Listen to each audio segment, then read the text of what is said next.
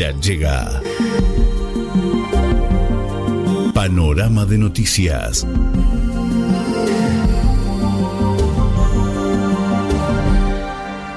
Si suena el despertador es porque comenzamos a sintonizar la mañana de la radio.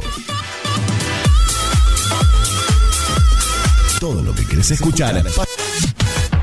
Comenzamos el día con los titulares, con la buena música, con la comunicación y todas las voces que te acompañan cada mañana. Radio Boom Show. Nuestro próximo programa.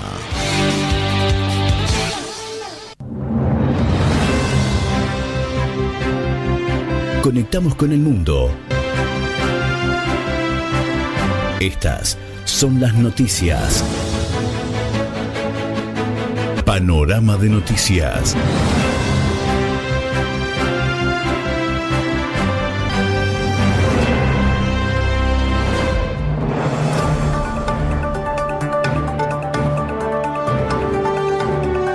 Bienvenidos. Quien les habla, Mario Gutiérrez.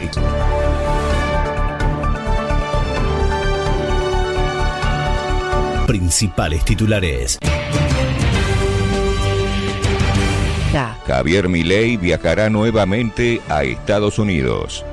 El presidente Javier Milei volverá a viajar esta semana a Estados Unidos para reunirse con importantes financistas y empresarios norteamericanos, además de participar como orador en un evento de economía. El martes 5 a las 13 horas, hora de Argentina, partirá hacia la ciudad de Los Ángeles, en California. El miércoles a las 4:30 horas tiene previsto arribar. A las 14 horas se reunirá con el director del Instituto Milken, Michael Milken, un importante financista estadounidense que fundó su think tank dedicado a la investigación económica y la salud. Actualmente este organismo es reconocido mundialmente por organizar una conferencia global, que es un evento anual de alto nivel que reúne a líderes políticos, empresarios, inversores y expertos en el sector. Después del encuentro con Milken, mantendrá una reunión con un grupo reducido de empresarios e inversores de los sectores financieros y tecnológicos, que se espera que comience alrededor de la hora 16.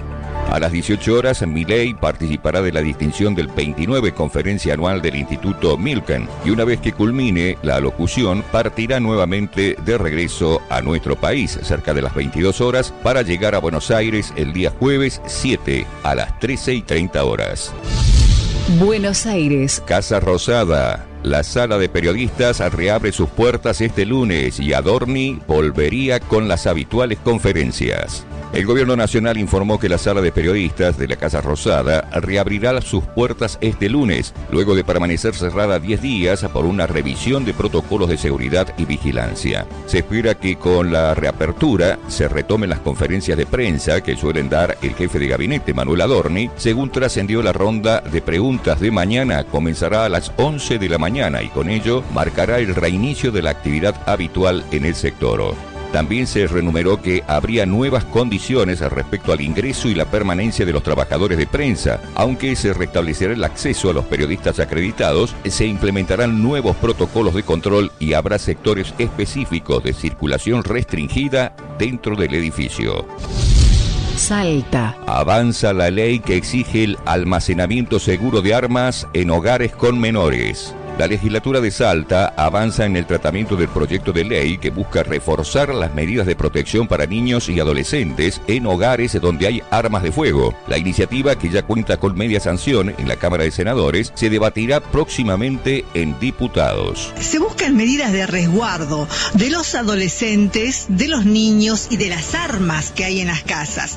Ya tiene media sanción de la Cámara de Senadores, ahora será tratado en diputados el proyecto de ley que define la responsabilidad parental y el almacenamiento seguro de armas de fuego, que prevé la sanción de arresto de hasta 30 días o multa de hasta 30 días cuando el adulto que vive de forma temporal o permanente con menores de edad posee armas de fuego e incumple la obligación de mantenerlas fuera del alcance de los chicos.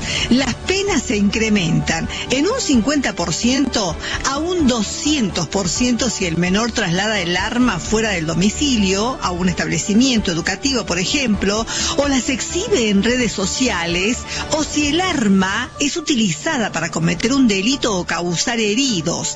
Si el arma se encontraba cargada y en condiciones de ser disparada, o las municiones estaban cerca del arma y no en un lugar distinto, separado. La senadora provincial Alejandra Navarro, que es la autora de la iniciativa, dijo que el tutor o padre deberá pagar también los gastos a la provincia por la movilización de médicos o de un operativo de seguridad. Las autoridades educativas van a poder informar, se enteran de estas situaciones, o la comunidad se va a poder informar a la policía y después de garantía ejecute las sanciones. En un principio se habla de 30 días de arresto, pueden ser 50, pero también pueden ser 200 días de arresto, y también se van a tener que hacer cargo en caso de que se tengan que implementar tareas preventivas para que no ocurran otras situaciones dentro de las instituciones educativas, como la intervención policial o sanitaria. También se va a hacer responsable el padre o tutor o el responsable legal del menor, ser responsable del costo de esos operativos. Pasan a ser responsables, diría casi totales, de las acciones de sus hijos, porque aquella persona o aquella familia que tenga un arma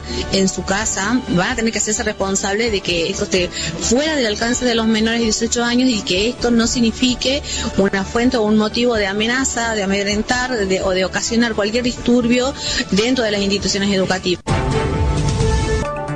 Internacionales. Donald Trump lanza proyecto para escoltar barcos bloqueados en el estrecho de Hormuz.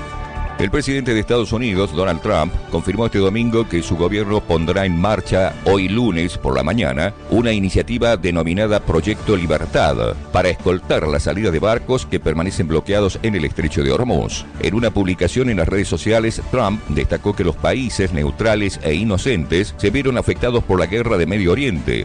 Dijimos que a estos países que guiaremos sus barcos de manera segura fuera de estas vías fluviales restringidas para que puedan libre y habitualmente continuar con sus negocios, aseguró. Se trata de un gesto humanitario. Muchos de estos barcos se están quedando sin alimentos y sin todo lo necesario para que tripulaciones numerosas puedan permanecer a bordo de forma saludable y en condiciones higiénicas. De esa manera se interviene en este proceso humanitario. Esas interferencias lamentablemente tendrán que ser abordadas con firmeza. Según indicó el mandatario, varios países pidieron asistencia a Washington para garantizar el tránsito seguro de sus buques que se encuentran atrapados en esa vía marítima. Son meros espectadores naturales e inocentes. Por el bien de Irán, Oriente Medio y Estados Unidos, hemos comunicado a estos países que guiaremos a sus barcos de forma segura, fuera de las vías navegables restringidas, escribió Trump en Truth Social. El mandatario señaló que el operativo llevará por nombre Proyecto Libertad. Recalcó que sus asesores mantienen conversaciones positivas con Irán y afirmó que esos contactos podrían conducir a algo muy positivo para todos. Nacionales. Stroessner afirmó que el gobierno busca alcanzar los niveles salariales de Japón y Polonia. El ministro de Desregulación y Transformación del Estado, Federico Stroessner, afirmó que la clave del desarrollo económico argentino radica en superar la histórica limitación de divisas y sostuvo que el objetivo oficial es construir una Argentina poderosa y próspera, en contraposición a un modelo de crecimiento restringido. A través de las redes sociales, el funcionario abordó este domingo el concepto de restricción externa, al que definió como una limitación estructural que condicionó el desarrollo del país durante décadas. Según explicó, Argentina enfrenta una pared en su capacidad exportadora que condicionaba todo, les impedía crecer y las llevaba a crisis recurrentes. En este marco, remarcó que la estrategia del gobierno busca modernizar esta dinámica de fondo. No queremos salarios de Haití, así que queremos la productividad y el salario de Japón y Polonia, y como la restricción externa es la factura propia, apuntamos los cañones a destruirla. Es un trabajo difícil, tedioso, pero imprescindible. El ministro destacó además una serie de iniciativas orientadas a aplicar la capacidad exportadora y mejorar la competitividad. Entre ellas mencionó la revisión del marco regulatorio como la ley de glaciares, la ley de tierras y la ley de cabotaje, así como el impulso de acuerdos comerciales con Estados Unidos y la Unión Europea. Las declaraciones del funcionario se inscriben en el enfoque oficial de promover reformas estructurales que permitan incrementar las exportaciones, fortalecer los ingresos de divisas y reducir la vulnerabilidad macroeconómica asociada a los ciclos de crisis.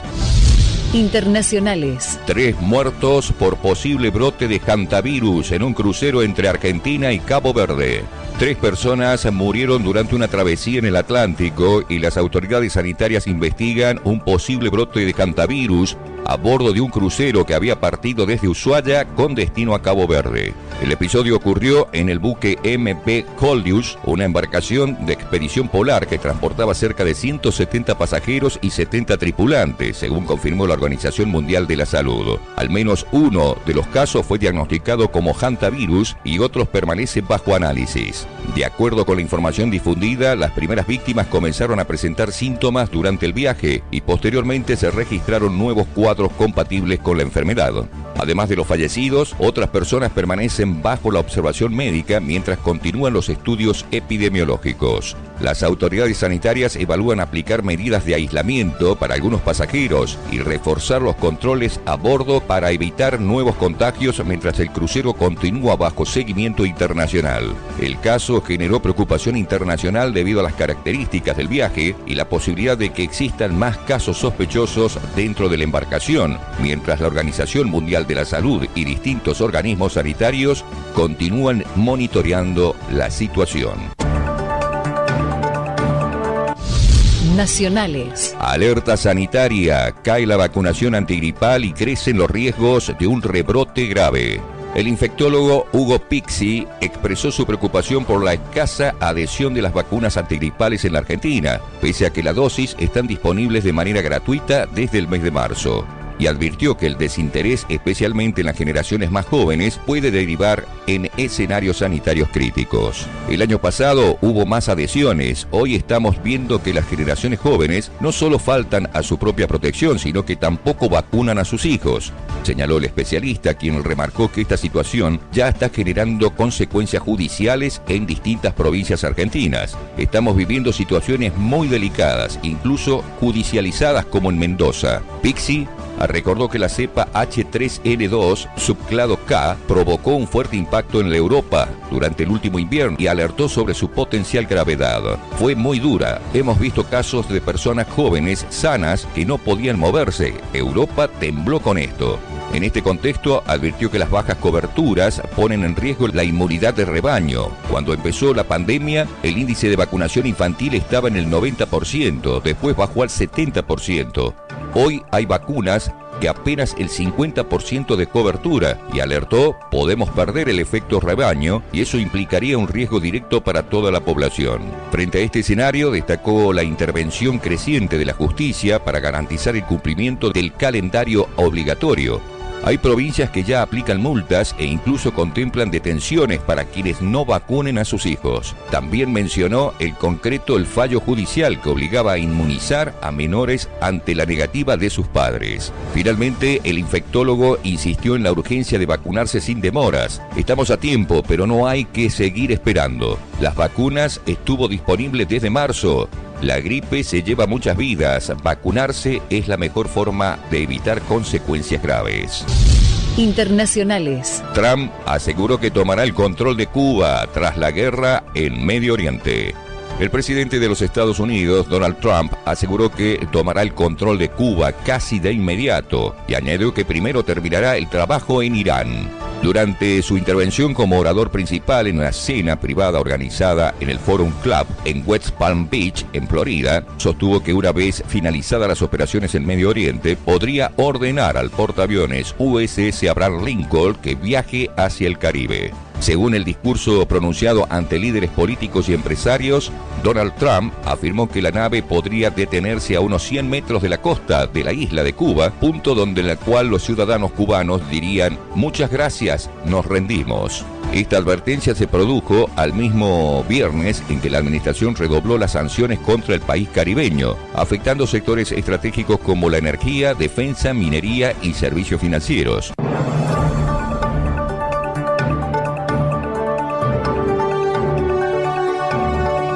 Llegamos al final.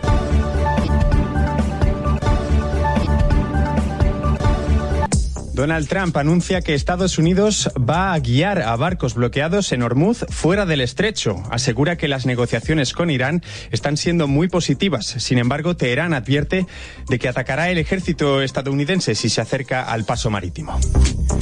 Los líderes europeos se reúnen en Armenia en la primera cumbre entre la Unión Europea y Ereván.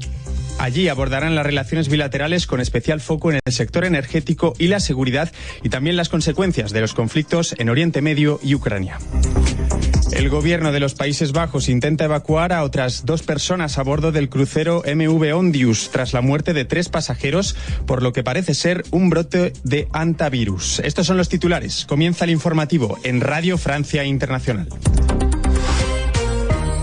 Donald Trump anuncia, como les decíamos, que la Marina de Estados Unidos va a guiar a barcos bloqueados en Hormuz fuera del estrecho a partir de este lunes. El mando central estadounidense informa de que en la operación, bautizada por Trump como Proyecto Libertad, van a participar además 100 aviones y unos 15.000 soldados, y señala que no van a escoltarlos, sino, como decimos, guiarlos.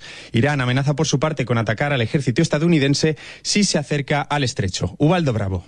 Irán considera la estrategia estadounidense llamada Proyecto Libertad como una violación del alto al fuego. Trump la defiende asegurando que se trata de un gesto humanitario que con esta operación militar va a liberar a unas 20.000 personas que se encuentran a bordo de unos 1.000 barcos varados en el estrecho de Hormuz, la estratégica vía marítima que asegura el 20% de petróleo y gas del planeta. Sin embargo, los Estados Unidos no han detallado cómo evacuarían los buques, que en su mayoría son petroleros.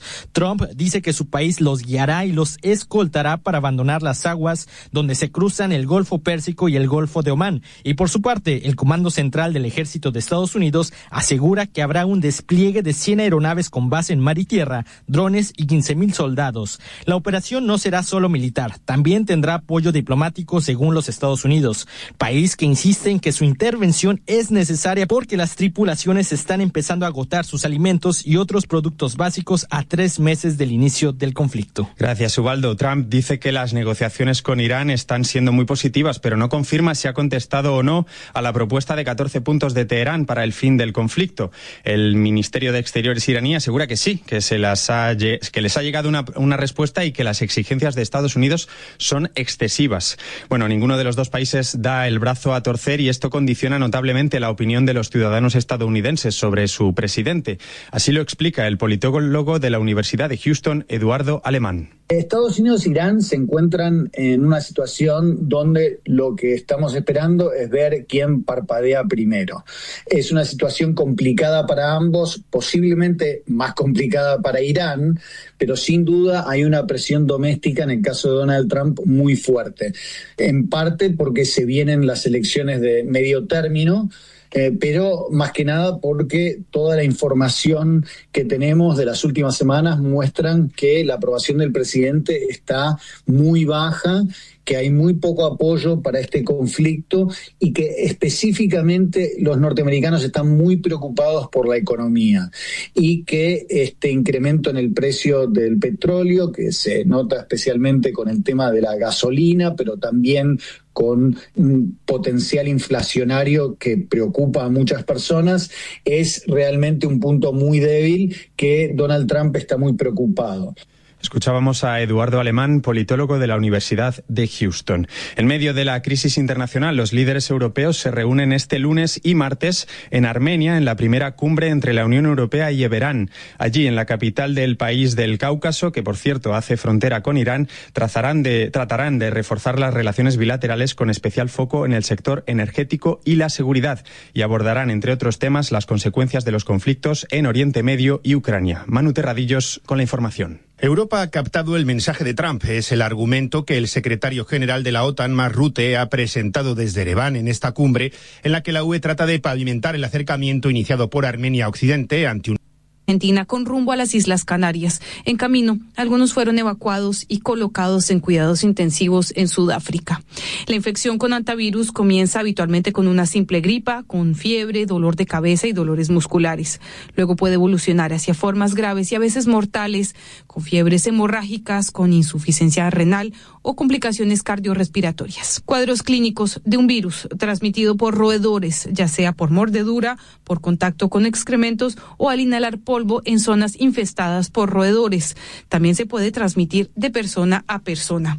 En Argentina, la forma de hantavirus más usual es el síndrome cardiopulmonar, que tiene una mortalidad del 30%. En 1996 y luego en 2019 hubo fuertes brotes en la Patagonia con una docena de fallecidos. Gracias, Melissa. Entramos en la semana en la que Costa Rica investirá a su nueva presidenta. Laura Fernández asumirá el cargo el viernes 8 de mayo en una ceremonia para la que se ha previsto un gran despliegue policial que ya genera críticas. Las organizaciones de derechos humanos advierten de que esto podría vulnerar el derecho a la libre manifestación. Nos lo cuenta Ana María Ospina. Mi nombre es Mia Fink. Yo soy activista y estudiante de Derecho de la Universidad de Costa Rica. La joven de 19 años interpuso un recurso de amparo ante la Sala Constitucional de su país en contra del Ministerio de Seguridad Pública por considerar que las recientes declaraciones del jefe de operaciones de este ministerio, Freddy Guillén, sobre el traspaso de poderes del 8 de mayo atentan contra el derecho a la reunión, asociación y manifestación. A continuación, el extracto de las declaraciones en rueda de prensa del 27 de abril. Vamos a tener grupos que van a estar atentos a contener cualquier situación de disturbio que se quiera presentar, pero a la vez, a través de la Dirección de Inteligencia y Análisis Criminal, tenemos distribuidos desde el centro de San José y otros puntos oficiales de civil que van a estar identificando, individualizando grupos que se quieran organizar y que quieran desplazarse hacia el Estado Nacional para ser intervenidos de previo. Que van a buscar desplegar fuerzas policiales directamente para intervenir a quienes se manifiesten o para identificar a quienes se intenten manifestar. Imagínense lo peligroso que es eso. El recurso no es para que no haya seguridad. Es que salió un video desinformado diciendo eso, pero no es cierto. El recurso es justamente para tutelar el derecho a la manifestación y que las personas puedan manifestarse y para que las fuerzas policiales que hayan sean exclusivamente para temas de seguridad y no para intervenir en manifestaciones pacíficas. Al menos 800 oficiales vigilarán la toma de posesión de Laura Fernández prevista en el Estadio Nacional. Entre ellos habrá agentes encubiertos en un perímetro de seguridad superior a 1 kilómetro. Siempre ha existido, ¿verdad? Seguridad en el traspaso. Es que no es un tema de seguridad que estamos intentando quitar, claramente no. Es un tema de que Costa Rica está en un retroceso democrático muy grande, lo advierte el Estado de la Nación. Vimos cómo Costa Rica pasó del puesto 8 al puesto 38 en el ranking de Reporteros Sin Fronteras del 2022 al 2026. En tan solo 4 años de gobierno de Rodrigo Chávez, 30 puestos lo perdimos en libertad de prensa.